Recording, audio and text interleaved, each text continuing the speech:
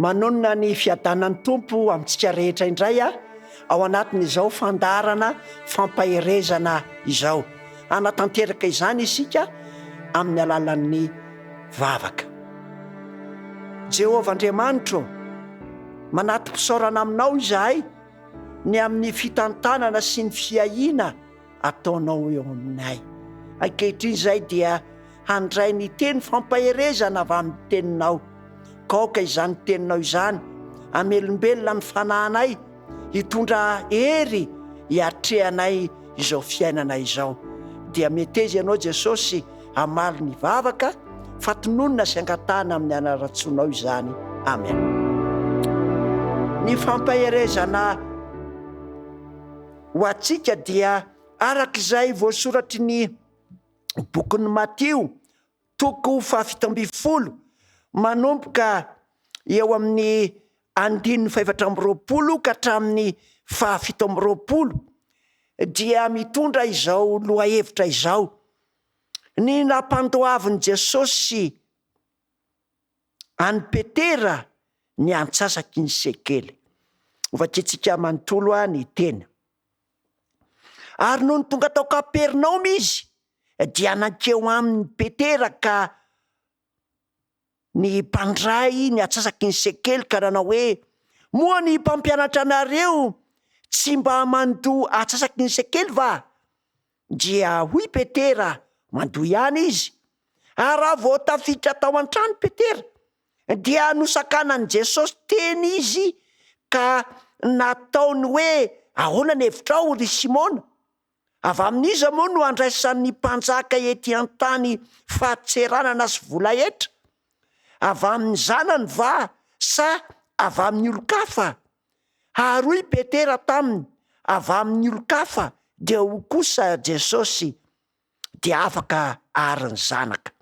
Nefa andao isika mahatafitoa anazy dia mankanesa ao amin'ny ranomasina ianao ka manjonoa, ary raiso izay hazan-drano azy voalohany, ka rehefa sokafanao ny vavany dia hita vola sekely eo ianao, dia raiso izany ka omeo azy ho avy aniko sy ianao. Ao anatin'ity tantara ity dia misy fanehoana maromaro ataon'i Jesosy ny amintsika sy ny fiainantsika sy ny fifandraisantsika eo amin'ny raharaha ifanaovana eto amin'ity zao tontolo zao ity, ao anatin'ny hoe fanjakana izany. Mihoatra lavitra noho izany koa nefa dia hitantsika ihany koa ny asa fanasoavana zay ataon'i Jesosy, ary ny fanontaniana zay naperaky Jesosy tamin'ny Petera dia maneho fa mpiombona antoka amin'ny Petera Jesosy. De tahaka izany ihany koa amin'izao fiainana ankehitriny izao, rehefa misy olona manaiky ny ho mpianatra Kristy dia manana fitiavana azy manokana Andriamanitra. Izao manko ilay fanontaniana: avy amin'iza moa no andraisan'ny mpanjaka ety an-tany fahatseranana sy ny volahetra? De hoy izy namaly ny 17 nefa andrao isika matafitoa anazy. Ary ray misy hitondrana nyity lohahevitra ty hoe: ndrao isika matafitoa anazy. Jesosy de tsy te hanafitoana na iza na i Petera na reto olona zay mitaky ny hetra tamin'ny Petera ireto, ary manome modely Jesosy ny amin'izay tokony atao. Misy lesona raisika voalohany ny hoe rehefa avy ny fampiresaka tamin'ireo mpandray ny antsasaky ny sekely Petera hiditra ny trano, dia nosakanan'i Jesosy Petera ry havana. Nandraiky eo amin'ny fiainantsika de fantatr'Andriamanitra mihitsy ny zavatra miatra amintsika, fa be dia be ny zavatra mameno ny eritreritra, ary de manakana antsika Jesosy. Ary io fanakana nataony Jesosy io, zay nataony tamin'ny Petera, de ataony amiko sy aminao koa. Manakana atsika izy. Ny antony, mahita mialoha, ny hazan-drano misy vola omena azy. Koa aza atao marary aina ianao raha ohatra ka manakana anao Jesosy. Raha misy zavatra tahaka izany hoe misintona kely ianao Kristy, hieritreritra, de avy ianao manao tsy tiako, nahoana no sakananao Jesosy? Ry havana, nanao izany fihetsika fanakanana ny Petera izany Jesosy, mba hahafahany mahita fa ity Jesosy ity no mamany ny olana ny amin'ny fandoavana ny hetra na ny fahadiseranana ihany koa. De tahaka izany koa tsika sy ianao ankehitriny, mety manakana antsika amin'ny fomba maro samihafa Jesosy. Misy zavatra hisariany, zavatra hisintonany Jesosy atsika, ary tiany isika hahafantatra izany hery ao amin'ny Kristy zay mibaiko ny trondro mba ho fitahiana ho atsika. Ka tahaka ny baikoan'i Jesosy ny trondro tao anatin'ny ranomasina, ananasy kely ane no hibaikoan'i Jesosy ihany koa ny toe-javatra rehetra mba hamana olana izao fiainantsika izao. Lesona manaraka de hoe Jesosy Kristy koa dia mampanaja ny rafitra sy lamina eo amin'ny fiarahamonina. Tsy ny kristianina mihitsy no hanao fanapotehana na fanoliana, fa na dia rariny sy hitsiny aza ny valitenin'ny Petera manao hoe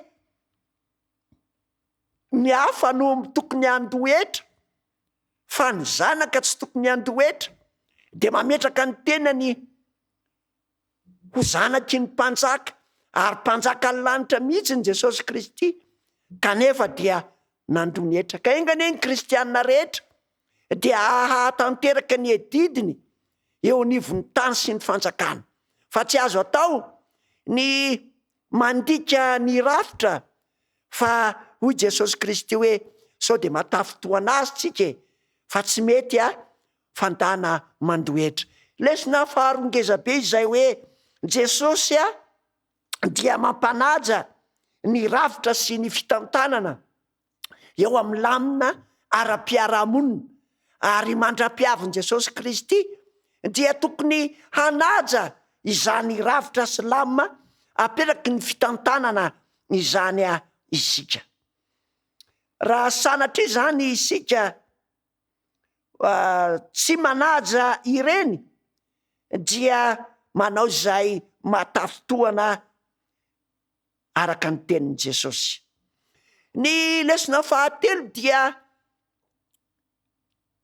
mampirisika ny fampananana asa, mandehana makany amin'ny ranomasina. Zay zany ny baiko manaraka zany hoe tsy tiany Jesosy ny mpianany hitoetoem-pona, tsy tiany Jesosy isika mba hanary andro anankina ny hoavintsika amin'ny zavatra maro samihafa, ohatra ny filokana, fa asa mivantana no tian'Andriamanitra amelomana sy amitana ny adidy eo amin'ny fiainana. Ary de naniraka ny Petera izy hoe ndany ianao Petera, makanesany amin'ny ranomasina de manjono raisiny fitana. De aoka koa isika rehetra hanatanteraka izany, ary ny fanatanterahana izany baiko izany no hanomanan'Andriamanitra fitahiana ho an'izay makatoa. Ka engane ianao ho pakatoa ny baikon' Jesosy Kristy.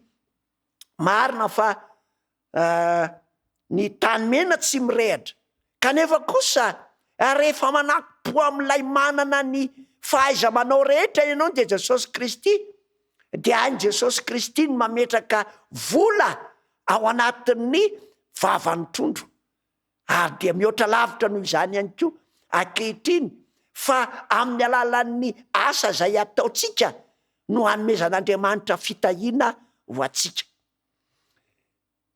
Ny lesona manaraka dia izao: ny raha ara-pivavahana na ara-piangonana dia tsy natao ho sakana ho fampandrosoana ny firenena na ny fiarahamonina. Marina fa zanak'Andriamanitra Jesosy, ka tsy niteny izy nanao hoe satria za olon'ny finoana, za olon'ny fivavahana, za zanak'Andriamanitra dia atao atsirambina ny fiaraha-miasa eo amin'ny fiarahamonina na amin'ny ara-panjakana. Tsy nanao izany i Jesosy, fa ampirofo ny fahendrena sy ny finoana nananany dia nanara-dalàna izy ary nampifanaraka ny fiainany tamin'izany lalàn'Andriamanitra izany. Mila mino sy manaiky mibaiko ny Kristy Jesosy isika mba hahatonga antsika ho afatrosa. Mila manaiky ny tenin'ny Kristy isika fa izy dia mihoatra noho ny mpaminany. Izany mahita melo hoe atsy misy trondro, kanefa tsy mpaminany fotsiny izy fa mpamonjy ihany koa. Samihafa mako zany hoe mpaminany, zany hoe faneho-kevitra mielony amin'ny zavatra hitranga. Tsy zay fotsiny nataon'i Jesosy, fa namonjy amin'ny Petera tao anatin'ny zavatsarotra zay nahazo azy. Ko ankehitriny dia tahaka ny nataony tamin'ny Petera dia afaka manao izany ho atsika koa Jesosy Kristy. Tsy mametraka azy ho mpaminany lehibe fotsiny tsika izany fa manatanteraka ihany koa ny asa famonjem-panahy ho atsika tsiraray avy Jesosy.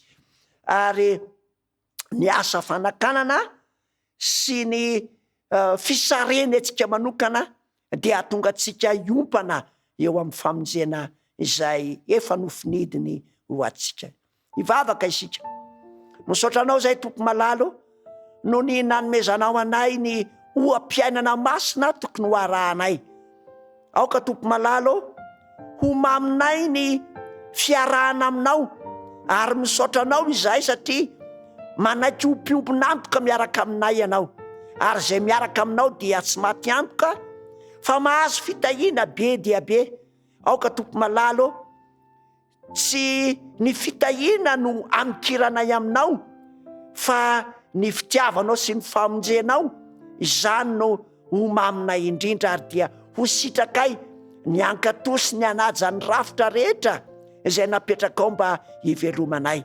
Tononona sy angatahana amin'ny anaran'i Jesosy Kristy, lay mpanjaka ho avy tsy ho ela handray anay ary hamindra anay ho any amin'ny fiainana mandrakizay izany vavaka izany. Amen.